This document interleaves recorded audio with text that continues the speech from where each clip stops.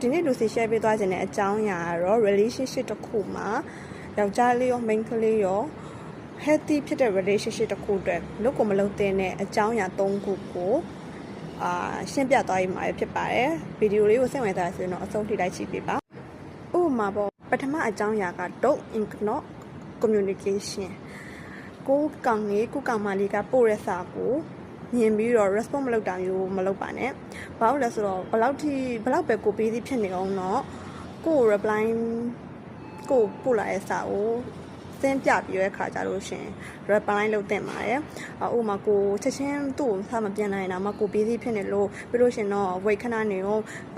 ခဏတော့ဆောင်ပြီးတော့မှပြန်ပြောမယ်အဲ့လိုမျိုးပေါ့နော်လုံးလုံးကြီးစာကိုမြင်ပြီးတော့ response မလုပ်ဘူးဆိုလို့ရှင်အဲ့ဒါတစ်ဖက်တောင်မလေးစားရောက်ပါတယ်အဲ့တော့ဒါကတော့ဖြစ်တယ်ပေါ့နော်ဟိုကိုရိုင်းနဲ့ကိုကောင်လေးကိုစာပို့လို့ကိုစာဆင်းပြရင်မဖတ်ဘူးလို့ရှင်အရန်တော့တယ်ဒီကောင်ကဘာလုပ်နေရမလို့ငါစာမဖတ်တာလဲအဲ့လိုမျိုးပေါ့နော်အရန်စိတ်တူတယ်ပေါ့နော်အဲ့တော့ကိုကလည်းသူများလည်းကိုကိုလောက်တာမှကြိုက်ရင်ကိုကလည်းသူများမလုပ်ပါနဲ့စာကိုဘလောက်ပဲပြီးပြီးဖြစ်နေအောင်တော့ခဏလေးနေအောင်10မိနစ်လောက်စောင့်ပြီးငါပြီးလို့ရှင်တော့နင်းကိုပြန်ရိုက်မယ် baby ဆို baby honey ဆို honey ပေါ့နော်ဒါကိုရဲ့ relationship မှာခေါ်တဲ့အခေါ်အဝေါ်နဲ့ motive ပြန်ပြောပေါ့နော်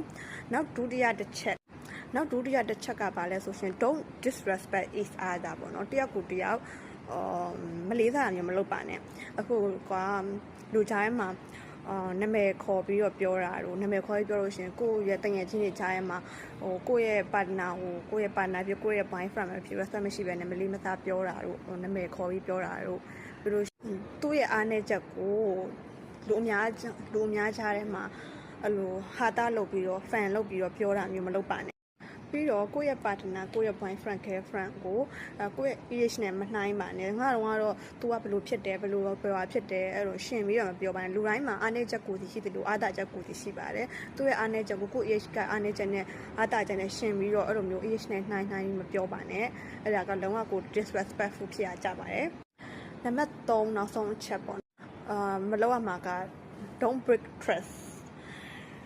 ယုံကြည်မှုမဖျက်ဆီးပါနဲ့အဓိကဘယ် relationship ပဲဖြစ်သွားနေတဲ့အခါကြလို့ရှိရင်ယုံကြည်မှု trust each other is ကအရန်ကို foundation ရာတစ်ခုမှကြပါတယ်ကိုကသူ့ယုံကြည်မှုသူကလည်းကိုယ်ယုံကြည်မှုမရှိဘူးတယောက်ပုံတယောက်အမြဲတမ်းတွေ့တိုင်းဒီဘယ်သူနဲ့ပြောနေရလဲငါဘယ်သူနဲ့ပြောနေရလဲလို့ကြည့်နေရမယ်ဆိုလို့ရှိရင်ဒါကလုံးဝ healthy ဖြစ်တဲ့ relationship မဖြစ်ပါဘူးအဲ့တော့တယောက်ကိုတယောက်ယုံကြည်မှုရှိရမယ်ယုံကြည်မှုရှိအောင်လည်းနေရပါမယ်ဒါတော့နံပါတ်3ချက်ပေါ့နော်အခုလူစီပြောပြသွားတဲ့အကြောင်း3ချောင်းပေါ့နော်အချက်3ချက်ကဒါ healthy ဖြစ်တဲ့ relationship တစ်ခု